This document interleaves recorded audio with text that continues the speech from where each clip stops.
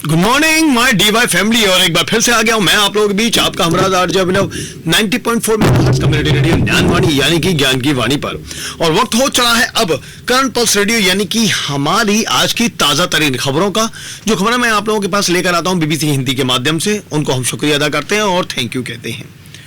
लक्षद्वीप के सांसद ने क्यों कहा यहां बड़ी संख्या में टूरिस्ट नहीं आ सकते।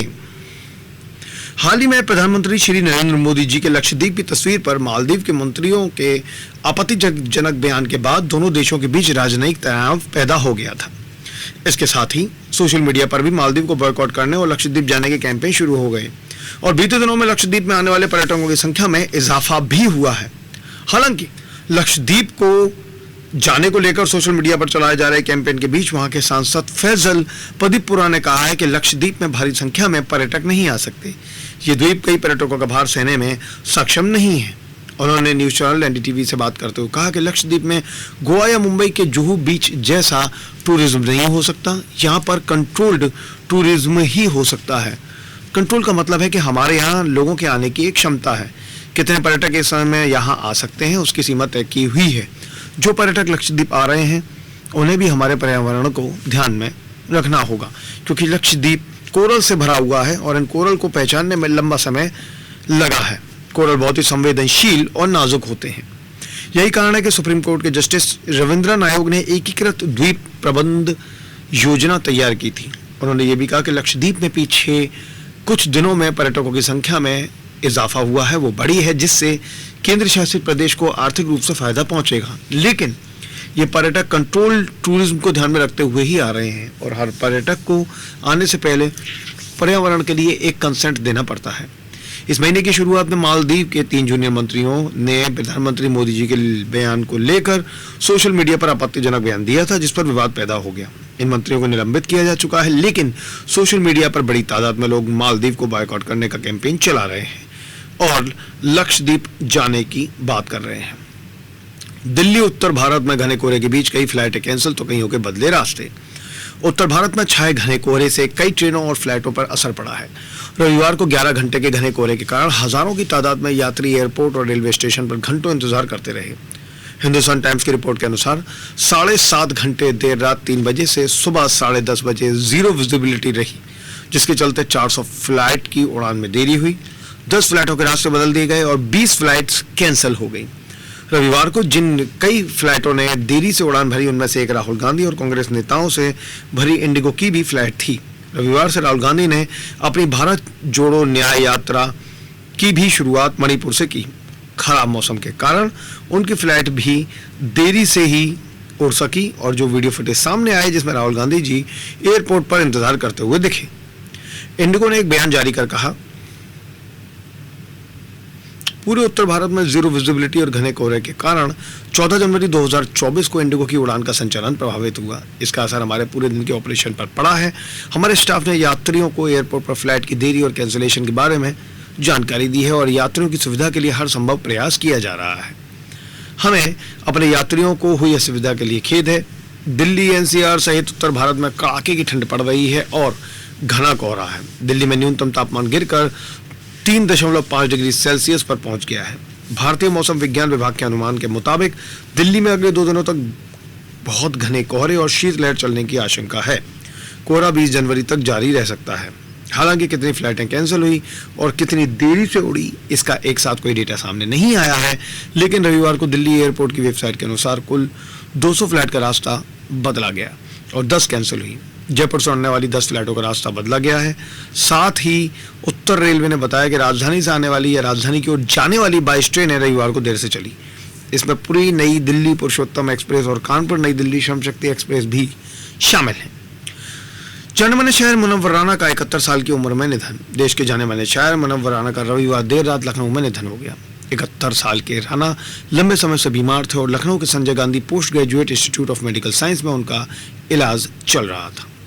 मुनव्वर राना की बेटी सुमैया राना ने समाचार एजेंसी पीटीआई को बताया कि उनके पिता का रविवार देर रात अस्पताल में निधन हो गया और सोमवार को उनका अंतिम संस्कार होगा। उनके बेटे तबरेज राना ने पीटीआई को बताया, बीमारी के कारण वो 14 से 15 दिनों तक अस्पताल में भर्ती थे। उन्हें पहले लखनऊ के मेदांता और फिर एसजीपी GI में भर्ती कराया गया, जहां उन्होंने आज यानी कि रविवार के दिन रात करीब 11 बजे अंतिम सांस ली। साल 2014 में मुनव्वर राना को उनकी किताब के शाहदाबा के लिए साहित्य अकादमी पुरस्कार से सम्मानित किया गया था। साल 2012 में उन्होंने उर्दू साहित्य में उनकी सेवाओं के लिए उन्हें शहीद बोध संस्थान की ओर से माटी रत्न सम्मान दिया गया था। साल 2015 में यूपी के दादरी में अखलाक की लिंचिंग की घटना के बाद राणा ने एक न्यूज़ चैनल पर लाइव डिबेट के दौरान अपना साहित्य अकादमी पुरस्कार लौटाने का ऐलान किया था। उन्होंने देश में बढ़ रही असहिष्णुता को वजह से इस फैसले की जगह बताई थी। और ये थी आज आप लोगों के सामने कई सारी खबरें। कुछ और भी खबरें आप लोगों को लेकर बताता हूँ। मालदीव की डेडलाइन भारत के लिए कितना बड़ा झटका है।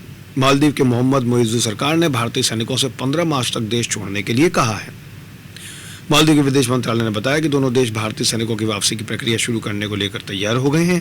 भारतीय विदेश मंत्रालय की ओर से जारी बयान में भारतीय सेना की वापसी को लेकर दी डेडलाइन का जिक्र नहीं किया गया है।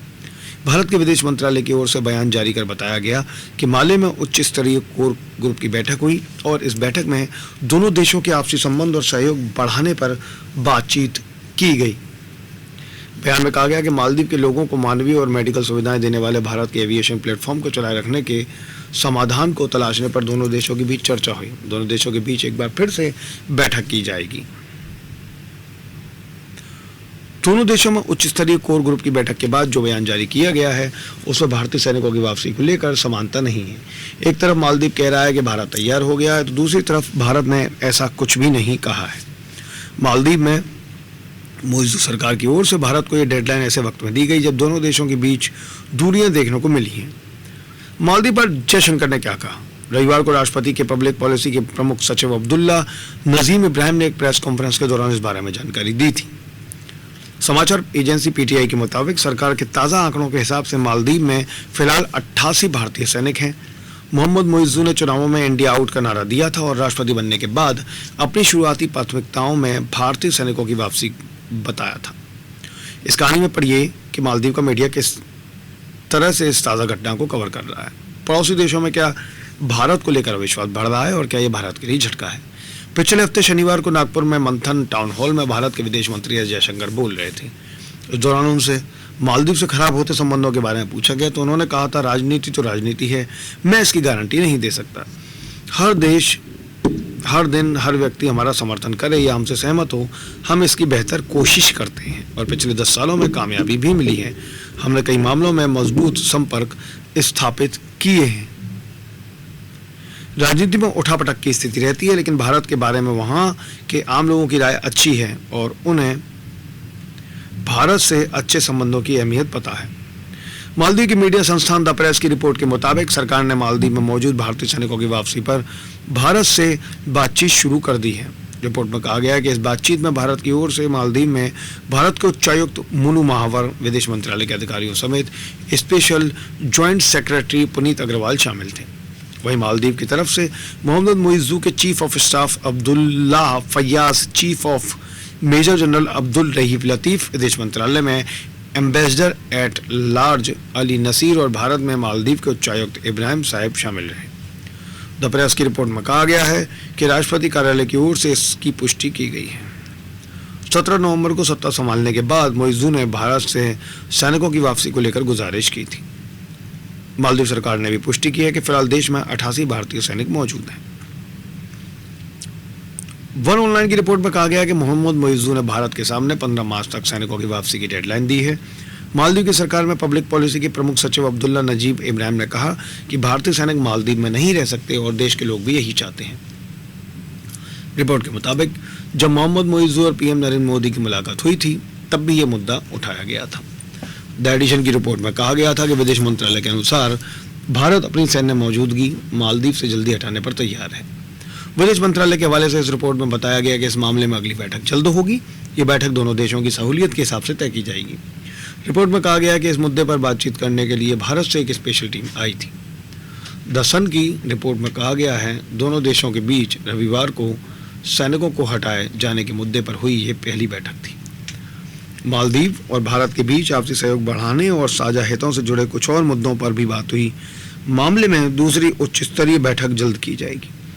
जिस उच्च स्तरीय कोर ग्रुप की बैठक हुई। ये ग्रुप पीएम मोदी और मोइज़ू की मुलाकात के बाद बनाया गया था।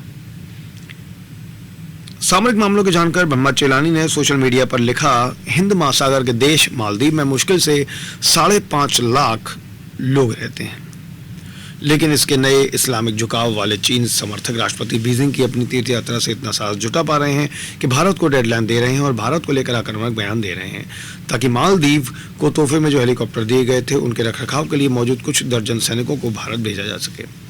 टाइम्स ऑफ इंडिया ने भी इस पर एक रिपोर्ट की है। इस रिपोर्ट में कहा गया कि मोहम्मद मोइज़ू ने जैसा कहा था वो वैसे ही भारतीय सैनिकों को हटा सकते हैं, लेकिन ऐसा करके मालदीव राजनीतिक स्तर पर नुकसान की स्थिति में रहेगा। भारत के प्रति विरोध व्यक्त करके वो अमेरिका, फ्रांस जैसे देशों से भी दूर हो सकता है। अमेरिका ने भले ही दूरी बनाई हुई हो, लेकिन चीन का असर हिंद महासागर के क्षेत्र में दखल बढ़ा तो ये अमेरिकी सरकार के लिए चिंता का विषय हो सकता है। टाइम्स ऑफ इंडिया के विश्लेषण में कहा गया है कि अब भारत को किसी विकल्प के लिए तैयारी शुरू कर देनी चाहिए। भारत को अपने सैनिक और रडार किसी ऐसे भारतीय द्वीप पर लगा देने चाहिए जहां से इस क्षेत्र में कम्युनिकेशन जारी रखा जा सके। भारत मालदीव में अपने रडार स्टेशन खो देगा और ये भारत के लिए झटके की बात है। भारत को इसे मालदीव के सामने रखना चाहिए और इससे उस क्षेत्र में अपनी मौजूदगी बनाए रखने के लिए मनाना चाहिए। द हिंदू ने अपनी रिपोर्ट में पूर्व भारतीय राजनयिक राकेश सूद से बात की है। राकेश सूद ने कहा कि मोइज़ू तो अपनी राजनीति कर रहे हैं और इससे फायदा भी उठाना चाहेंगे।